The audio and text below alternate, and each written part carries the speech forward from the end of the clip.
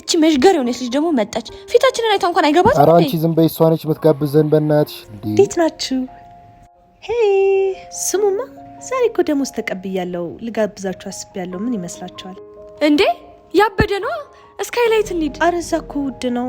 ደግሞ ለማዘር መግዛት ያለብኝ ቃል ኧረ ማማዬ ጣጣ የለውም የዛሬም ብቻ ጣጣ የለውም እሺ በቃ ይመች ይሰሏ ና እንሂድ እንዴ ለእናትሽ አሰብሽው ለኛ ልታጠፊው ነው አይ ካጎቴ ተበድሬ ልገዛ አስቤ እኮ ነው እንጂ የእናቴ ነገርም አይቀርም ኧረ ሰሉ ይፏን ያርክሽኝ ይመች ያው በነከች ደግሞ ስለደከመን በራይድ ላኪና አረ ሁሉንም እኮ ነው የከፈልኩት እንደውም ልጠይቃችሁ ያሰብኩ ነበር ለትራንስፖርት 120 ብር ይኖራቸዋል